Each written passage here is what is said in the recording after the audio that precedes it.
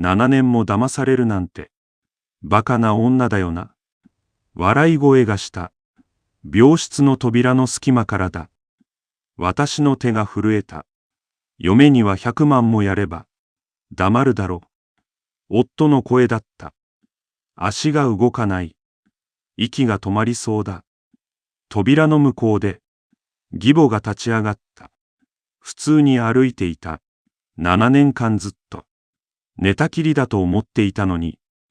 私って女優ね。義母が笑った。廊下の冷たい空気が、私を包んだ。けれど、彼らは知らなかった。この瞬間から、すべてが変わることを。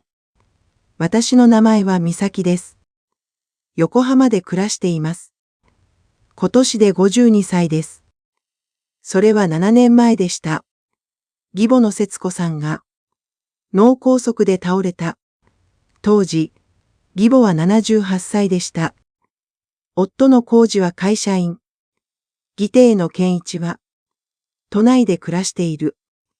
二人とも忙しいと言い、結局、私が介護した。それから7年が過ぎた。おむつを替えて、入浴を解除して、食事を作った。毎日が義母の世話だった。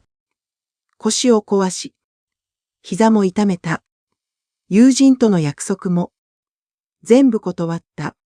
気づけば、誰からも連絡がなかった。勤めていた会社も辞めた。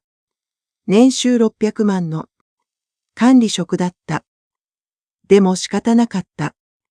ある日のこと、横浜市民病院へ、義母を連れて行った。定期検診の日で、診察を待っていた。廊下を歩いたとき、半開きの扉があった。中から声がした。義母の声だった。あの嫁、まだ信じてるわよ。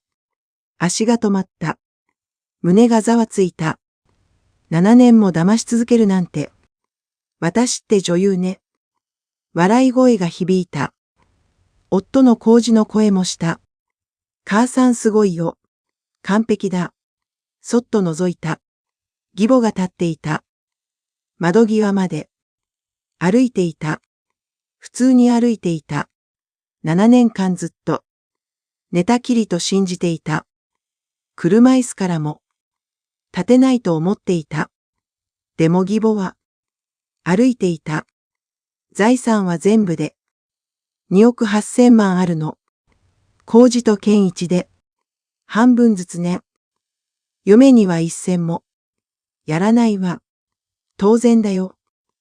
嫁の務めだからな。夫がそう言った。私の手が震えた。膝から力が抜けた。7年間だった。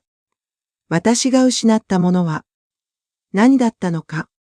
仕事、友人、健康、自分の時間。全部が嘘だった。廊下の壁に手をついた。呼吸が浅くなった。涙は出なかった。怒りも湧かなかった。ただ胸が冷たくなっていった。義母は笑っていた。夫も笑っていた。私は静かに、その場を離れた。足音を立てずに、歩いた。病院の外に出た。空は晴れていた。でも何も見えなかった。7年間の重さが、ゆっくり私を押しつぶしていった。あの日から眠れなくなった。病室の光景が離れない。義母の笑い声が残る。夫の冷たい声も残る。嫁には一銭もやらない。7年前を思い出した。突然の電話だった。母さんが倒れた。すぐ来てくれ。横浜市民病院へ走った。義母は集中治療室だった。脳梗塞だった。医師が言った。寝たきりの可能性が高い。その夜話し合いがあった。誰が面倒を見るんだ。俺は東京で無理だ。俺も会社を休めない。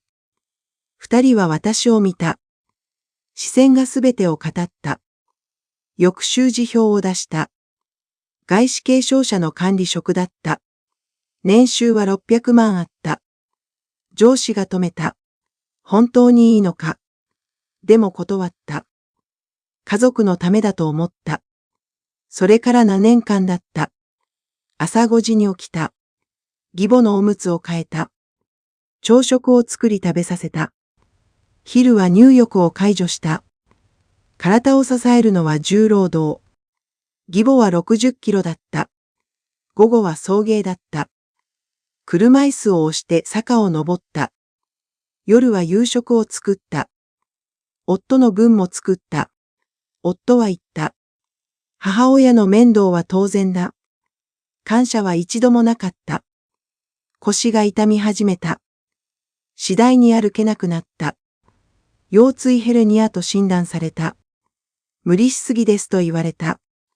でも休めなかった。膝も痛めた。階段が辛くなった。友人の誘いも断った。誘いは来なくなった。貯金が減っていった。800万が消えた。医療費と介護用品に消えた。義母の年金では足りなかった。夫に相談した。もう貯金がない。夫は冷たかった。母さんのためだ当然だ。義弟も同じだった。何も手伝わず帰った。兄嫁がいるから安心だと。7年が経った。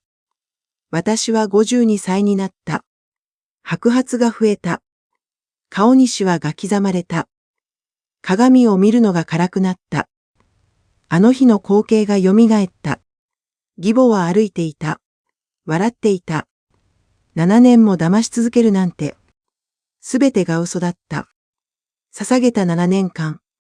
失った仕事。壊れた体。消えた友人。なくなった貯金。全部無駄だった。夜眠れなかった。天井を見たまま朝になった。これからどうするのか。まだ決められなかった。胸の奥で何かがくすぶっていた。翌日のことだった。義母はデイサービスに出かけた。週に2度ある外出の日だ。私は義母の部屋へ向かった。手が震えていた。自分が信じられなかった。でも知る必要があった。部屋のドアを開けた。光が畳を照らしていた。どこから探すのか迷った。タンスの前に立った。一番上を開けた。下着と靴下があった。次の引き出しを開けた。衣類が畳まれていた。一番下を開けた。古い着物の下に封筒があった。手に取ると重かった。封を開けた。交渉人役場の文字。遺言書だった。手が震えた。それでも読んだ。遺言書。私は田中節子はと書かれていた。全財産に億8000万円を。浩二と健一に当分すると。息が止まりそうだった。次を読んだ。嫁の美咲には1円も与えない。胸が締め付けられた。別の封筒があった。開けた。診断書だった。7年前の日付だった。横浜市民病院の名前。担当医の署名。脳梗塞の後遺症なし。日常生活に支障なし。義母は健康だった。寝たきりは嘘だった。車椅子も演技だった。すべて計画されていた。タンスの奥を探った。硬いものに触れた。通帳だった。横浜銀行の名義。見たことがない口座だった。ページを開いた。残高は5200万円。隠し口座だった。医療費を思い出した。200万以上払った。介護用品も自分で払った。おむつ。介護ベッド。車椅子。全部私の貯金だった。でも義母には金があった。手が震えた。怒りではない。もっと深い感情だった。スマホを出した。遺言書を撮影した。診断書も取った。通帳も取った。全部記録した。証拠を集めた。封筒を戻した。タンスを閉めた。部屋を出た。足音を立てなかった。廊下に出た。壁に手をついた。呼吸が荒かった。胸が苦しかった。7年間だった。私が信じていたものとは何か。家族、義務、優しさ。全部嘘だった。窓の外を見た。空は晴れていた。心には何も映らなかった。スマホを握りしめた。遺言書の文字が残っていた。嫁の美咲には1円も与えない。この言葉がすべてだった。私は何のために捧げたのか。答えは出ていた。部屋に戻った。ベッドに座った。これからどうするのか。まだわからなかった。でも一つ決めた。もう黙らない。3日後のことだった。私は横浜駅へ向かった。西口を出た。オフィスビルの前に立った。5階建ての建物だった。看板には田中法律事務所。エレベーターに乗った。3階のボタンを押した。ドアが開いた。白い廊下を歩いた。事務所のドアを開けた。いらっしゃいませと言われた。受付が笑顔で迎えた。予約の美咲ですと言った。田中弁護士がお待ちですと言われた。応接室に案内された。女性が立ち上がった。スーツ姿だった。45歳くらいに見えた。田中律子ですと言った。握手を交わした。手は温かった。テーブルに座った。資料を取り出した。スマホの写真を見せた。遺言書、診断書、通帳の写真。一つずつ確認された。これはいけますねと言われた。心臓が高鳴った。寄与分請求と損害賠償。両方可能ですと言われた。7年間の介護記録はありますか？はい、毎日つけていました。手帳を取り出した。7年分の記録だった。医療費の領収書は全部保管しています。封筒を渡した。完璧ですと言われた。十分戦えますと言われた。初めて希望が見えた。ただ証拠がもう少し必要。義母が歩く映像があれば。わかりましたと答えた。家に帰った。翌日から観察した。義母は毎朝起きていた。私が洗濯している間だった。そっと覗いた。義母は立っていた。窓際まで歩いていた。スマホを出した。録画を押した。義母を撮影した。歩く姿。振り返る動き。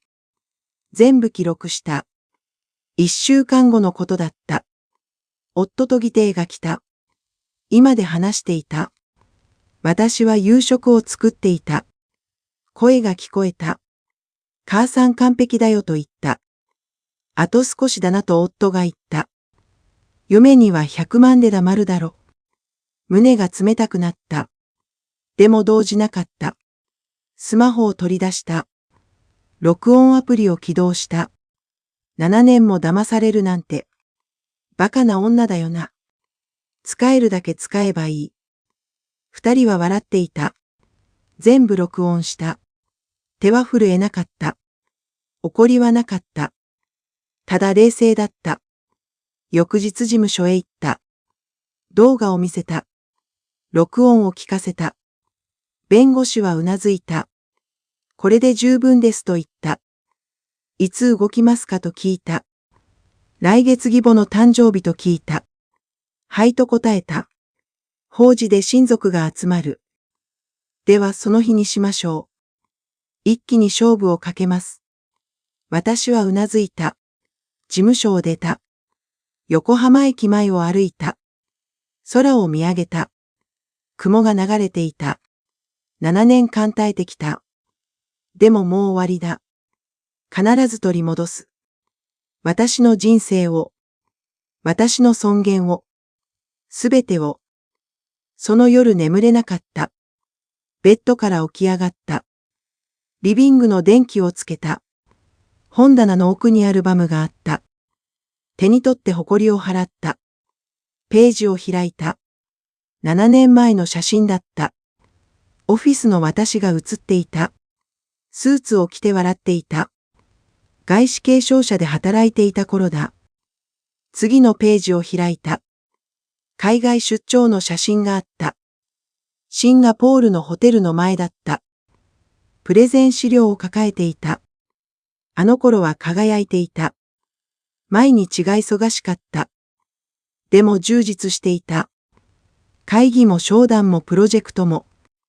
全部が私の人生だった。写真を見つめた。この人は本当に私なのか。窓の外を見た。夜の静けさが広がっていた。7年前のことを思い出した。母さんが倒れたと夫が言った日だ。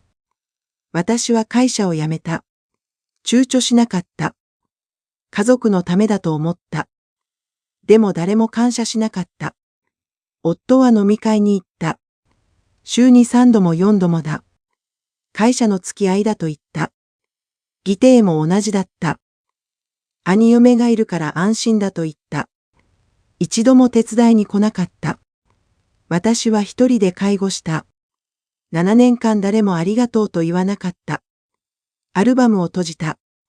母の言葉を思い出した。優しさは人を壊すのよ。あの時は理解できなかった。でも今はわかる。優しさだけでは生きていけない。涙が溢れた。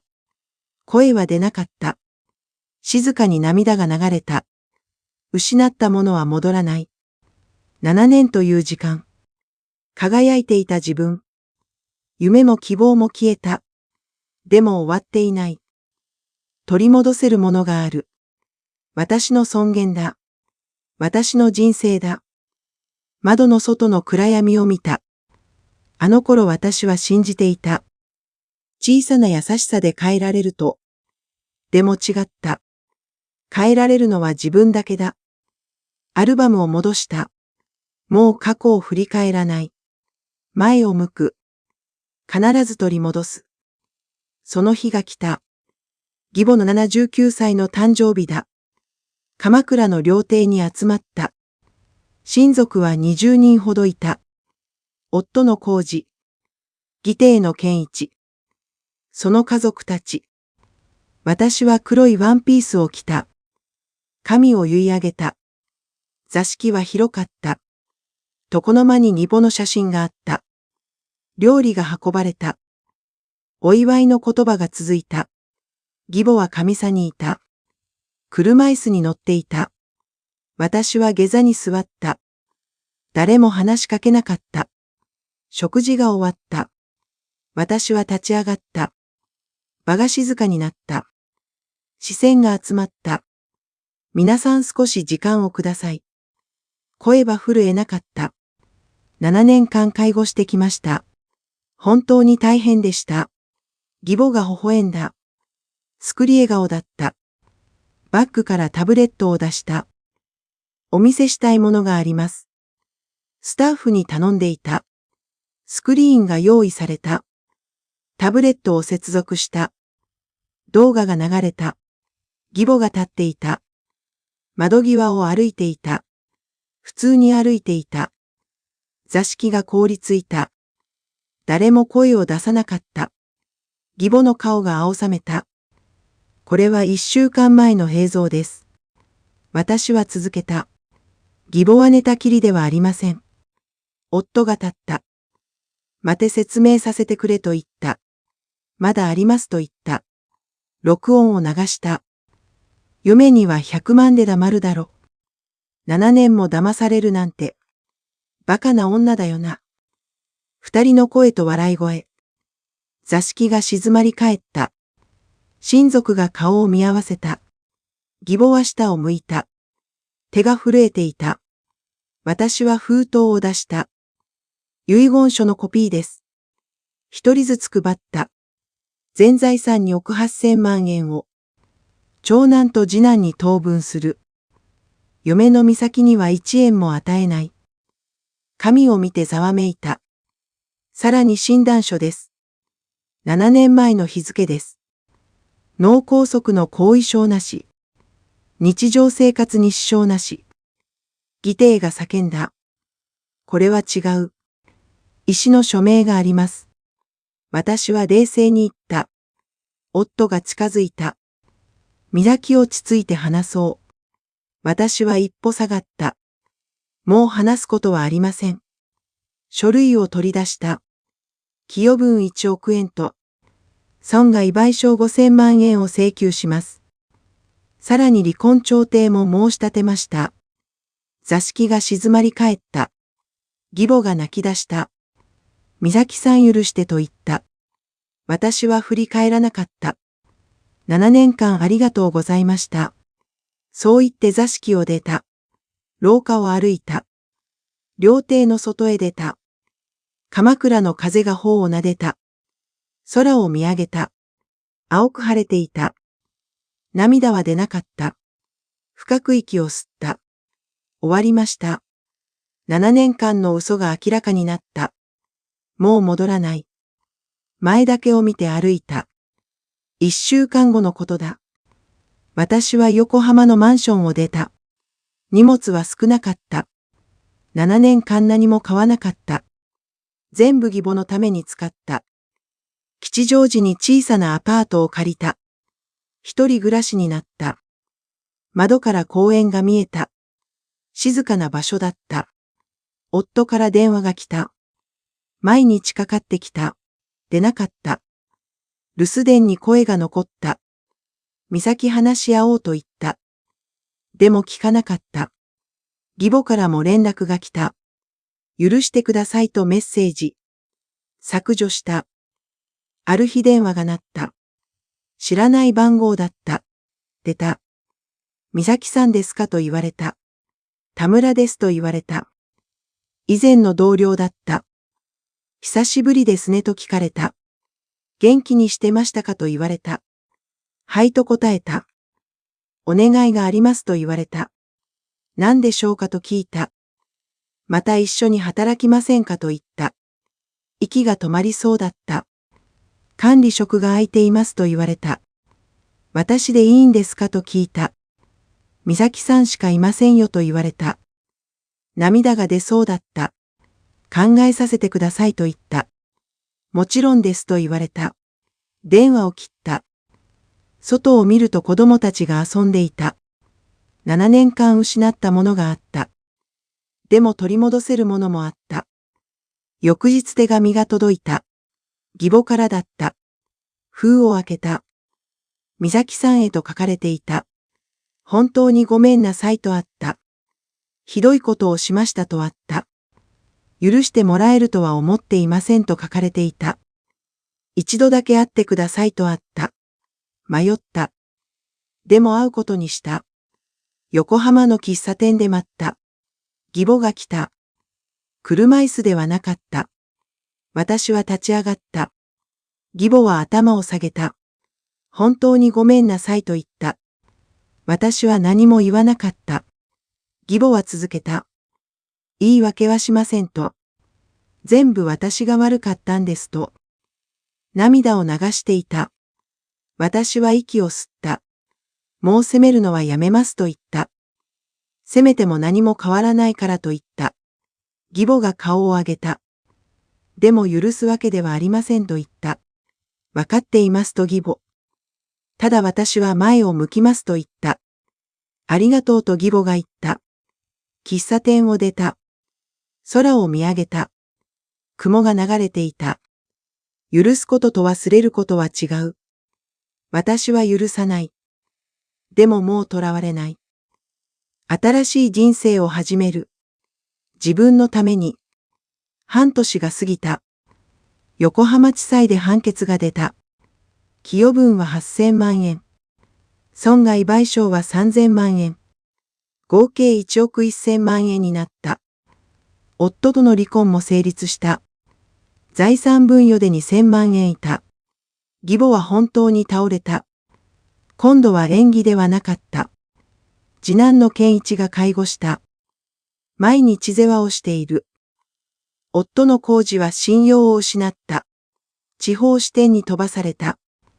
私は吉祥寺でカフェを開いた。カフェルミエールという店。光という意味の名前だ。朝5時に起きる。窓を開けると冷たい空気。コーヒーを入れる。豆をひく音が響く。店の準備を始める。テーブルを拭く。椅子を並べる。朝日が差し込む。カウンターが光る。7時にオープンする。常連が来る。おはようございますと挨拶。失った7年は戻らない。仕事も友人も健康も時間も。全部失った。でも取り戻したものもある。自分の人生だ。自分の時間だ。自分の尊厳だ。外を見る。公園の木々が揺れる。空は青く晴れている。深く息を吸う。コーヒーの香りが広がる。鳥の声が聞こえる。子供の笑い声がする。カフェに光が満ちる。私は微笑んだ。もう一度生き直そうと思った。これからの人生は私のもの。誰のためでもなく、自分のために生きる。朝日が一日を照らしていた。